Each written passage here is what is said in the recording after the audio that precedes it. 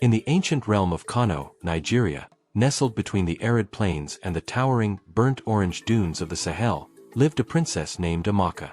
Her father, Sarki Musa, ruled the Emirate, and Amaka was his cherished, only child. Amaka possessed a grace renowned throughout the Emirate, a spirit as bright as the midday sun, but she carried a profound sorrow. She was born unable to walk, bound to a customized wooden chariot that her father had crafted. Because of this affliction, the suitors who once flocked to the palace gates now stayed away. Then, tragedy struck. A sudden vicious fever swept through the palace, claiming the lives of Sarki Musa and his valiant son, Prince Haruna, the sole male heir. The Emirate was left reeling, with only Princess Amaka and her mother, Gimbiya Amina, surviving the mysterious plague. With the throne vacant, the ancient traditions of Kano kicked in. The law of the land, the Doka, declared that an unmarried woman could not assume the throne, especially one with a physical disability. Therefore, Amaka, the rightful heir, was barred from ruling. Her paternal uncle, Mallam Shehu, a man known for his stiff, unyielding demeanor, was appointed the temporary Emir, the Maje, tasked with governing the land only until Amaka found a husband and could claim her birthright. This timeline was a crushing burden for Amaka. She knew the Maje would seek to solidify his temporary rule into a permanent tyranny. Time was the grain slipping through her fingers. Despite her royal blood, her disability was a stain in the eyes of the suitors, making marriage seem an impossible escape. As the weeks bled into months, Amaka's hope of a swift marriage and reclaiming the throne faded. It wasn't just her condition. Amaka and Gimbiya Amina became the targets of vicious village gossip and cruel mockery. Young men avoided her as if she carried the plague that killed her kin. The loss of her father and brother turned Amaka and her mother into figures of suspicion.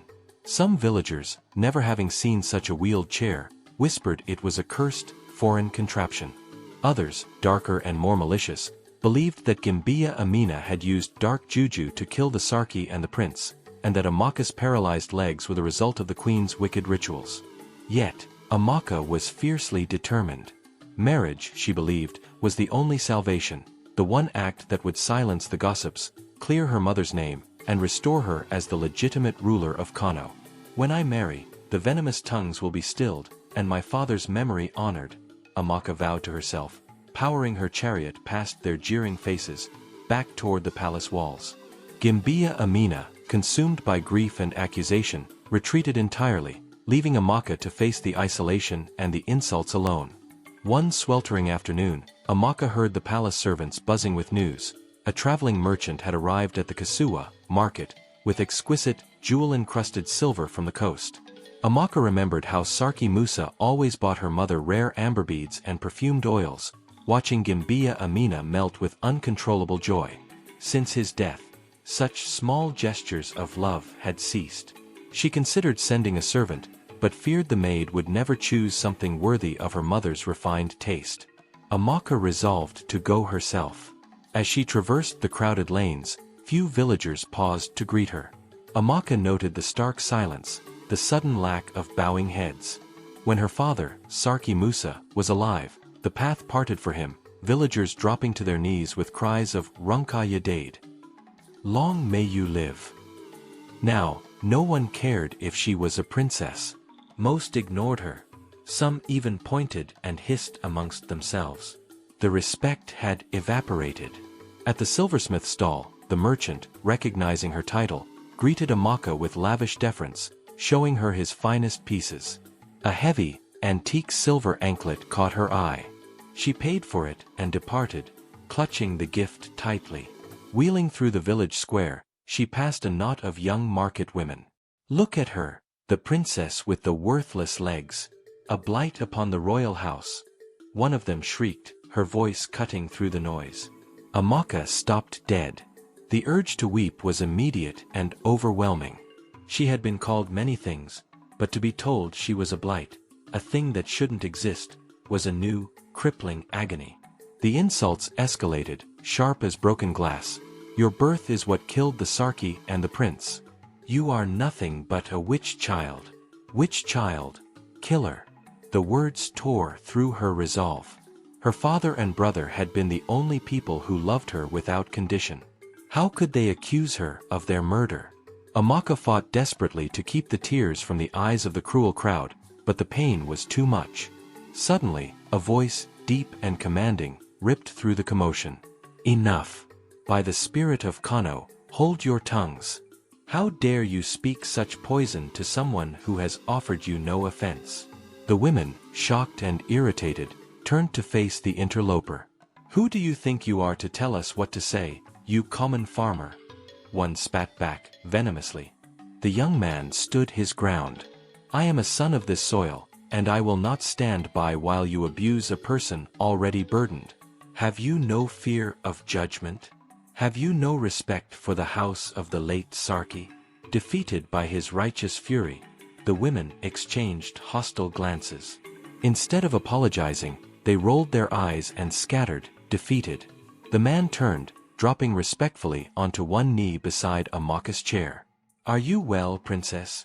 he asked, his voice now soft. Amaka was shaking. She could only manage a whisper. "Thank you. I did not expect anyone to defend me." She took in the sight of her protector. He wore a simple, dust-covered tajia cap, and had a heavy leather bag slung over his shoulder, from which spilled the sight of millet and sorghum seeds. A large gari, machete, hung at his hip. He was clearly a man of the fields. He caught her appraisal and smiled, a warm, genuine flash of white teeth. "Ah, you wonder who this reckless fool is? My name is Bala. I am Amaka, Princess Amaka." "Your courage is a rare gift," she replied, forcing a polite smile. "Princess Amaka, I know of you. You are the princess the whole town discusses. If you need a moment of peace, I know a place, far from the prying eyes and sharp tongues of the village. It is not far." Bala offered. Amaka, skeptical of this bold stranger, hesitated, then nodded. Bala gently took hold of the handles and wheeled her past the last huts and into a vast, sun-drenched field. He parked her beneath a giant tamarind tree, its foliage thick and shady. "This is your farm," Amaka stated, more than asked. Bala smiled in confirmation. "Thank you for bringing me here, Bala," Amaka said, the relief from the earlier tension flooding her voice. "I am sorry you suffered those women. Their minds are small and fearful," he replied, his expression thoughtful. "Thank you for intervening." "I was quite undone," Amaka admitted. "I could see it. It is never easy facing such cruelty, but you carried yourself with the dignity of a true queen," Bala complimented her. Amaka shook her head, fighting back a new wave of frustration. "Grace is difficult when people are so vile. I have no true friends. The only men who loved me unconditionally are gone, and now I am drowning in gossip, this affliction, and the threat to my father's legacy." She stopped abruptly, unwilling to show more weakness to a stranger. Bala, however, looked at her with genuine understanding. Then, a smile slowly spread across his face. "Why do you smile? Are you mocking me now? Did I speak foolishly?" Amaka asked, stung. Bala's next words stunned her into silence. "Princess Amaka, you are beautiful. Your beauty is not diminished because your legs do not carry you. The women who taunted you know this, and it is their envy that makes them cruel. I will be your friend. I will never judge your condition." Amaka stared, breathless. No one had told her she was beautiful since her father and brother died. They were the only ones who saw past the chair. The shock of his sincerity made her eyes well up. Then, her face broke into a smile. The smile widened into a joyous laugh, so strong a tear slipped down her cheek. "Princess Amaka, is something wrong?" Bala asked, looking mortified, as if she were rejecting him. Her laughter subsided. No, nothing is wrong. I am just shocked. You, a stranger, stood up for me. Now you say I am beautiful and you want to be my friend, when every other person in Kano avoids me as if I were a decaying carcass. Yes, I am surprised." Bala nodded slowly. "I understand why it is hard to believe, given the life you have lived, and that is all right. But you are truly magnificent. Stay here, my friend. I must plant the rest of my seeds. It will not take long. I was only at the market because I ran out. Amaka watched as the farmer, hat firmly on his head against the scorching sun, dug into the soil with his gari and placed the grains. She watched, forgetting her surprise, forgetting he had asked to be her friend. He worked with a focus that suggested he was utterly alone, yet he would periodically flash her a bright smile. When he did, she remembered his proposition, and the memory brought another genuine smile to her lips. It was the first true happiness she had felt since the great tragedy. When Bala was done, he joined Amaka beneath the tamarind shade. "Have you decided then?" he asked, sitting carelessly on the grass. He pulled off his cap, poured water from a small gourd over his face, and then washed his dusty hands. Amaka loved his unrestrained freedom. It made her smile yet again. "Yes. I want us to be friends, Bala," she responded. "Does my new friend care for a little yaji snack?" Bala asked, smiling widely. Before she could answer, he opened a woven basket filled with fresh gwaza, yams, dates, and groundnuts. "Yes, thank you," she replied. She was momentarily wary, a flicker of fear that the palace had poisoned her mind, but seeing him happily munch on the nuts, she grew comfortable. They talked for hours, oblivious to the time. Bala had heard all the cruel gossip, but he also spoke warmly of Sarki Musa and expressed his true sorrow for Amaka's loss. Amaka thanked him. Bala shared his own pain. His father was deceased, and his mother, not a native of Kano, had been unable to bear the grief. She had returned to her own people in a neighboring village to recover, though Bala visited her often. Amaka realized he truly understood the agony of loss, and she was grateful for his compassion. He was funny, quick-witted, and the first man to value her as she was, not as a reflection of her condition. Dong, dong, dong. The palace clock tower chimed, its periodic rings having gone unnoticed by the pair. Suddenly, Bala saw the shadows lengthening and deepening, the distinct signs of evening. Amaka gasped. "Oh no, my mother will be frantic. Then we must hurry." "I will help you," Bala said, quickly packing his remaining seeds and basket. "Let us meet again tomorrow, Princess Amaka. Same time, same shade. Does this please you?" "Yes." Amaka rushed out, her mind already consumed by worry. She instinctively grabbed his gari and the seed basket to lighten his load as he pushed her chair with haste back toward the city walls. Bala dropped her off just outside the huge, towering palace gate.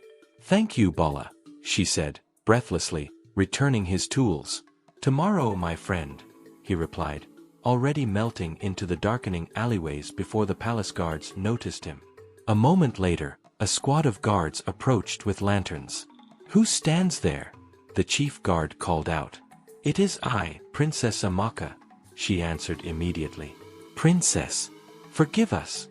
The chief guard bowed in apology, recognizing her. "You vanished without a trace. The whole palace has been searching, and Gimbiya Amina is in distress." Amaka's heart sank.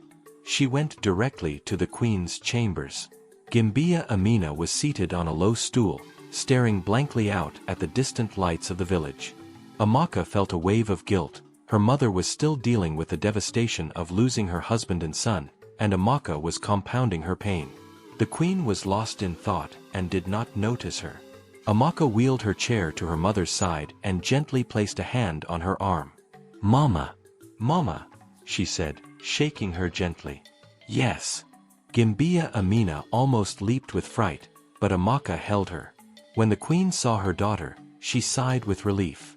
"I thought I had lost you too," she whispered, tears in her eyes. "No, Mama. I am well. I am sorry I worried you," Amaka apologized. "Tell me what happened, Amaka," the queen commanded. I.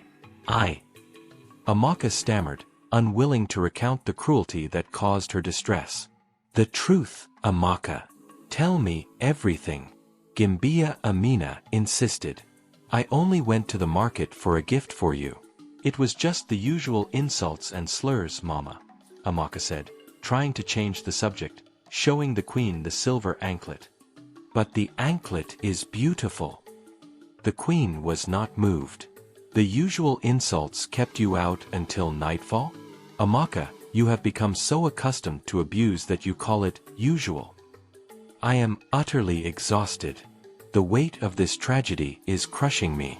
I do not know how much more pain I can endure. Tears streamed down Gimbia Amina's face. Do you know how terrifying it was when I realized you were gone? I alerted your uncle and the guards. I feared the villagers had harmed you. I hear their accusations. They blame me for everything, and they look at you, my only light, and all they see is your chair. When your father lived, they showed us love, but his death has made them forget all honor. Amaka squeezed her mother's hand. They are only cruel words, Mama. They do not know the truth or our suffering. Please, do not cry. Mama, I made a friend today. A man. I promised to see him tomorrow. He saved me from the hateful tongues and kept me company until I lost track of the time. The queen's tears stopped instantly, and her eyes widened in shock. A man? Tell me about this man. His name is Bala. His father is deceased, and his mother is in a neighboring town. He is a noble farmer of the land, Amaka answered. A farmer, eh? Well, I am glad you have a friend, my child. You have my permission to meet him, but do not worry me by staying out so late again. Take a guard with you, and be cautious. He is a new acquaintance. Amaka's face erupted in happiness. Thank you, Mama. I will take a guard. You have no cause for worry. Now, go speak to your uncle. He must know you are safely back, the queen instructed. Later, Amaka went to find her uncle. Mallam Shehu was in a hushed council with the tribal elders. She waited discreetly by the door. As the elders filed past, she offered a respectful greeting, but only two acknowledged her. The rest looked through her as if she were a ghost. She entered the dimly lit throne room. Maje Shehu was seated on her father's throne, the air thick with his oppressive presence. She performed a graceful, formal bow. Your Majesty, she said, her voice steady and respectful. Princess Amaka, Mallam Shehu drawled. It is a mercy you chose to return from whatever foolish venture you embarked upon. Your mother was concerned.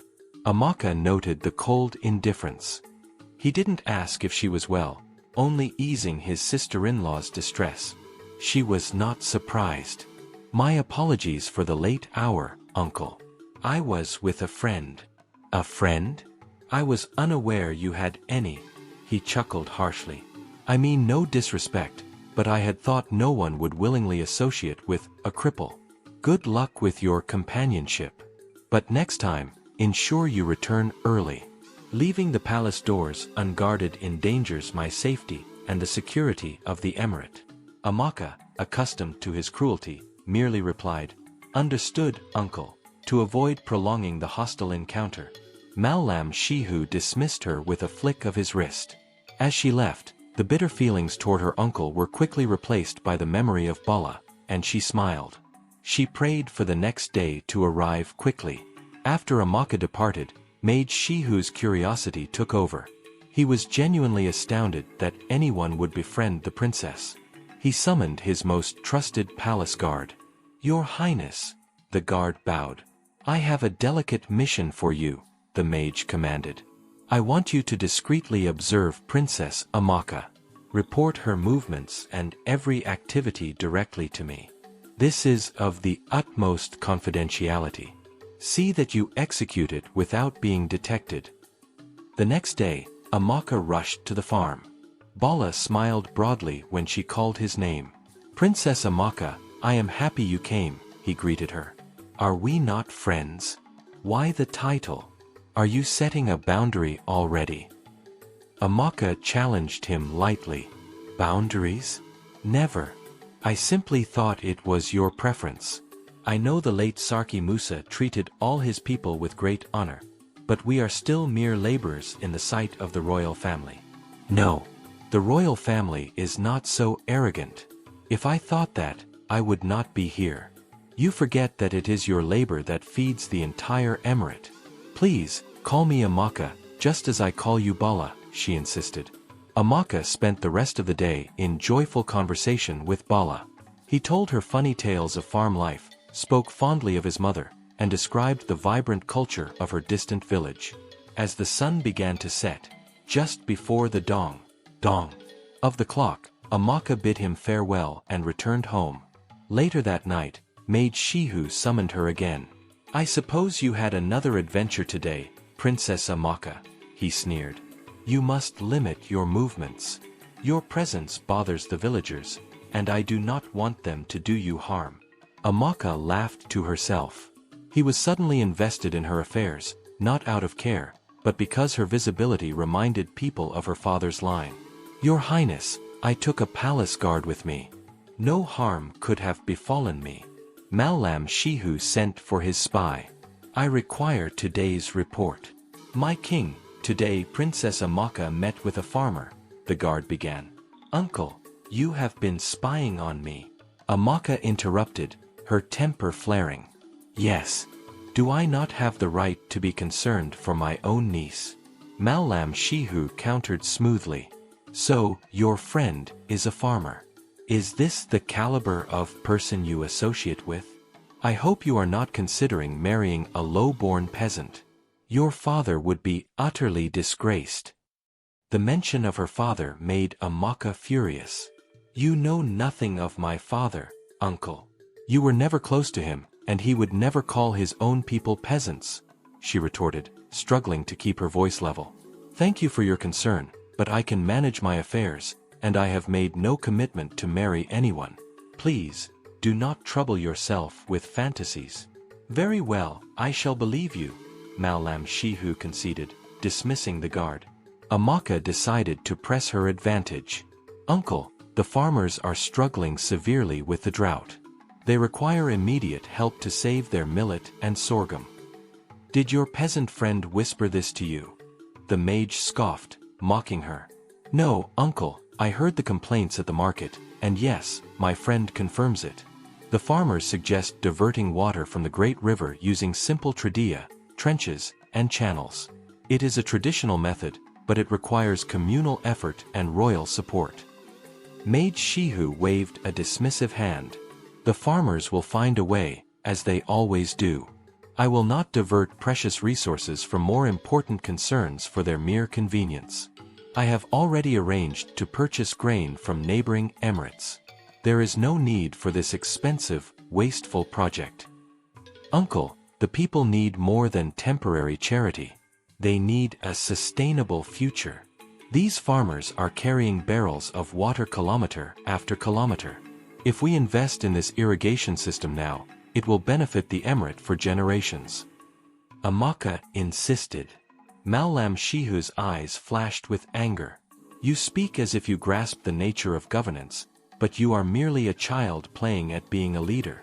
Leave the decisions to those who are capable. Amaka took a deep breath, refusing to be cowed.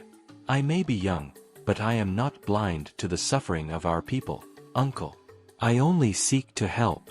We must govern for the good of all Kano.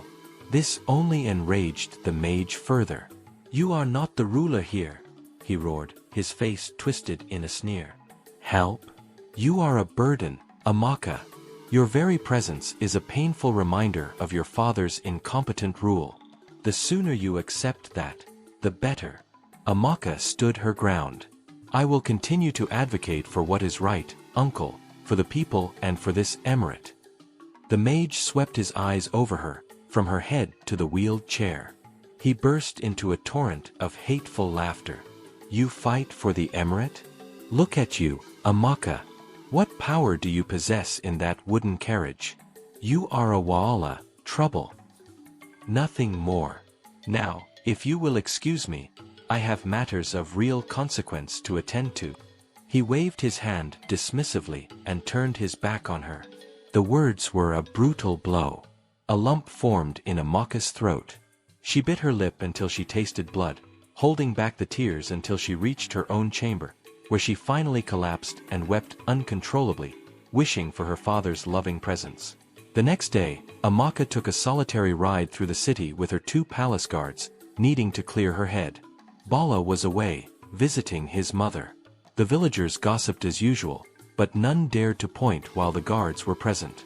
As she wheeled through the ancient pathways, she saw a sleek motorcade, a line of luxury, black sport utility vehicles, making its slow, imposing way through the narrow lanes. Such opulence was rare.